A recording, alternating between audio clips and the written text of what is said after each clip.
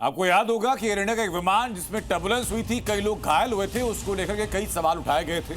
उसके पायलट को लेकर के कई सवाल उठाए गए थे और खबर यह भी आई थी कि दूसरे डोप टेस्ट में पायलट फेल हुआ था। लेकिन मेडिकल रिपोर्ट में और क्या क्या कहा गया और यह हादसा कितना और भयावह हो सकता था, ये मैं दिखाता हूं आपको।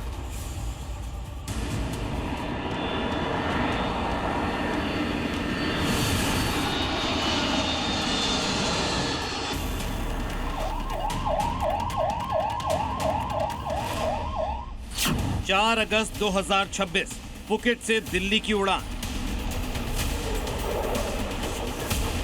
विमान में 137 यात्री, 8 क्रू मेंबर्स।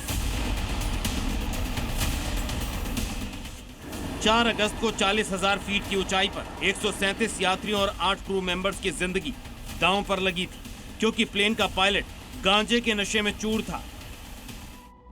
हवा में सिर्फ प्लेन ही नहीं था, बल्कि एयर इंडिया की फ्लाइट AI2379 का पायलट भी नशे में हाई था। तभी फुकेट से दिल्ली आ रही ये फ्लाइट हिचकोले खाते हुए 300 फीट नीचे आ गई और विमान में हड़कंप मच गया। प्लेन में सवार पैसेंजर्स और क्रू मेंबर्स को जोर का झटका लगा। 4 क्रू मेंबर्स और 20 यात्री बुरी तरह घायल हो गए।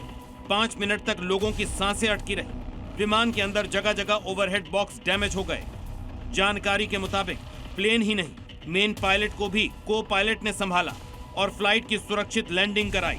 मगर यात्रियों ने आप बीती बताई तो सभी हैरान रह गए। इसका एक्चुअली हम लोग को बहुत शक था, क्योंकि जो पायलट का डिमीनर था, जो उन्होंने पहनावा उनका जैसे दिख रहा था, शर्ट वगैरह बहुत क्रीज था, उसके अंदर टक्ट इन भी नहीं था और उनका जो चाल था वो भी अच्छा नहीं दिख रहा था।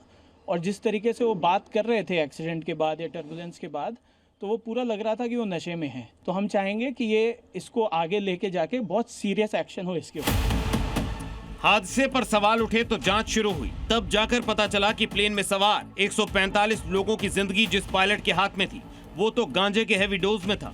पायलट इन कमांड यानी कैप्टन का शुरुआती स्क्रीनिंग टेस्ट संदेहास्पद पाया गया, जिसके बाद उनका दूसरा निर्णायक कंफर्मेटरी टेस्ट कराया गया।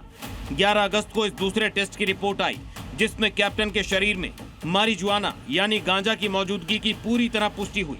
सुरक्षा के लिहाज से इस तरह की बड़ी घटना के बाद फ्लाइट क्रू का साइको एक्टिव सब्सटेंस टेस्ट यानी नशीले पदार्थों की जांच जरूरी होती है। यही वजह है कि सच सामने आ गया। लेकिन इस सच ने सिर्फ गांजे के नशे में विमान उड़ा रहे पायलट को ही नहीं पकड़ा, बल्कि एविएशन सिस्टम को भी बेनकाब कर दिया। क्योंकि पायलट के लिए 12 घंटे का बॉटल टू थ्रॉटल रूल है, यानी उड़ान से 12 घंटे पहले अल्कोहल बैन, 12 घंटे पहले सेडेटिव नारकोटिक बैन है। अल्कोहल वाले माउथ वॉश भी प्रतिबंधित है। उड़ान से पहले ब्रीथ एनालाइजर टेस्ट होता है। भारत में लैंडिंग वाले विदेशी विमानों में भी टेस्ट होता है। टेस्ट नहीं करवाने पर पॉजिटिव माना जाता है।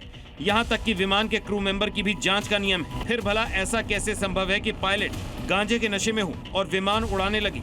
हालांकि सच सामने आते ही DGCA ने दोनों पायलटों को जांच पूरी होने तक तुरंत प्रभाव से फ्लाइट ड्यूटी से हटा दिया है। साथ ही इस गंभीर लापरवाही पर एक्शन की बात की है। Full-fledged report to come from AIB so that we can see what definitive action needs to be taken on this. But in the meantime, if it is anything related to substance abuse or substance using, I would say that from the ministry we are taking it very, very seriously, and if we find that there needs to be some tweaking in the existing regulations, we are ready to do that. मगर क्या ये investigation और action उन passengers का भरोसा जीत पाएगी जो हजारों फीट ऊंचाई पर आसमान में एक पायलट के भरोसे प्लेन में उड़ाने भरते हैं? क्या फ्लाइट में सफर करते वक्त उनके दिमाग में ये सवाल नहीं घूमेगा कि कहीं उनकी जिंदगी किसी गंजेड़ी पायलट के हाथ में तो नहीं है? ब्यूरो रिपोर्ट, जी मीडिया। जिन्होंने यूज किया है वो जानते हैं असली हींग का स्वाद। MDH सुपर हींग, शुद्धता का असली तड़का। MDH